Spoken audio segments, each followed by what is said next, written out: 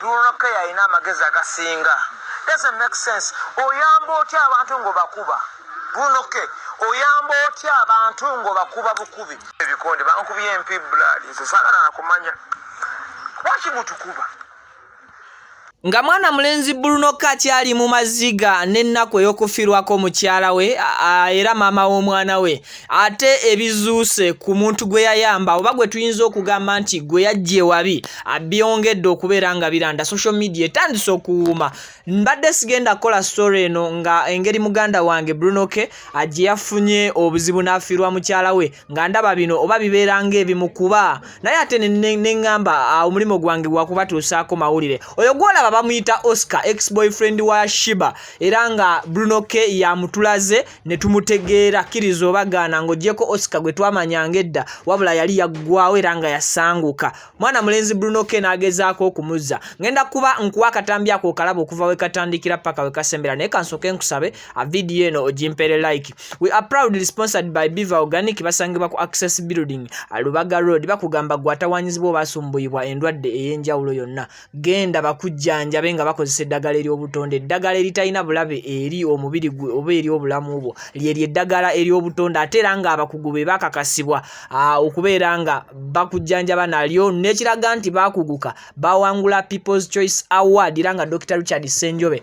ayagirina kulwa Biva Organic. So nkukubiriza okuyitayo bakujjanjabe. Hajjati Kalodo mu kabox aka black enamba ye mweri awasangibwa wakisera ngo nakugamba akulombera ddua agwe atawanyizibwa ebizibu ebyenjawulo. Nkuzijja nkikukubiriza nti Hajjati Kalodo ataberangako musawo muganda mbw ate musamize nedda tanyenya nsaasi akulombera bulombezi ddua gwe noberanga emikisa gyo gitangaala obanga gisumululwa.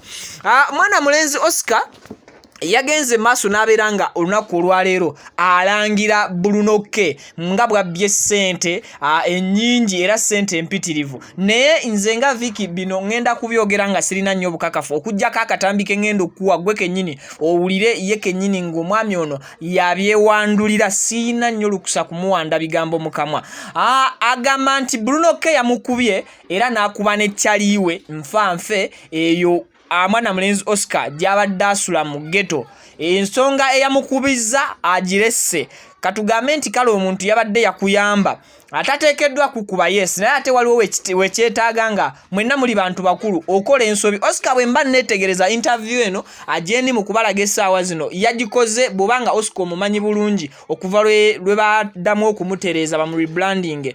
Oscar wano yabadde nga atamidde kiriza obagaana omuntu Oscar gwe yabadde akola naye interview ye asobola okubuulira ekituufu nti Oscar ayinza okuba yabadde tali ku nnomo okusinziira ebigambo bye engeri gy'abadde abyogeramu. Yes akyandibanga kituufu okukubwa yakubiddwa ane sikiwanya 100% nti muganda we agenze maaso n'okumuyamba yagenze maaso n'okubeera nga ameggana naye obanga yamukubye omusajja ono Bruno K. Nzija nkugamba nti Bruno K omu ku bantu abakyasinza ekisa mu Uganda wano mu music industry sofa betulina era n'obujulizi of course teweetaaga busaba bweyogereze omuntu gwe basanga nga woosula wabi wazibu saawa zino ng'osobola olaba akatambi nga kano nga Oscar ayambala masuuti Oscar bamudesigninze Oscar bamukoledde video eyakabi Oscar bamukoledde audio w'amaanyi n'abeera nga still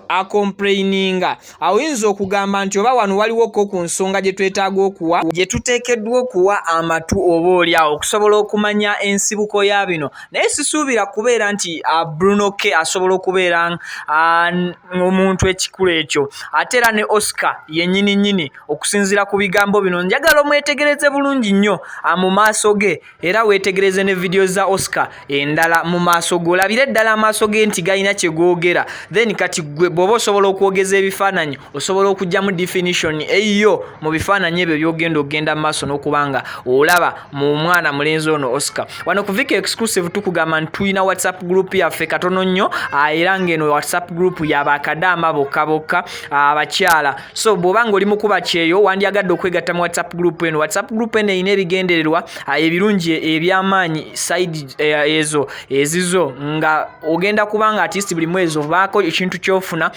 of course ku kasente ketufuna wano ku YouTube channel. So artist tulina okubanga tubaddizaako kale gwe osobola tujoininga nga okozesa WhatsApp number yange ejula mu kabox aka black wakati esembya 85 osobola okuntextingako nenkuweereza link no joininga wabula bw'oba toli kadama tokkirizibwa ku joininga WhatsApp group eyo. Ako ka video kolaba amwana mulenzi Bruno K nga yakatwala Oscar mu ddwaliro amujjanjabe okusinziira bwe yamujjayo eri ekyamazima nga tafaananika. Naye lwaki njogera bingi kansooke nkuwe a video n'ogwe kennyini ogyerabireko owulire n'ebigambo bya mwana mulenzi Oscar engeri gy'abadde alumiriza nti yakubiddwa era nga neyamukubye simulala omuntu agenze maaso n'okumuyamba.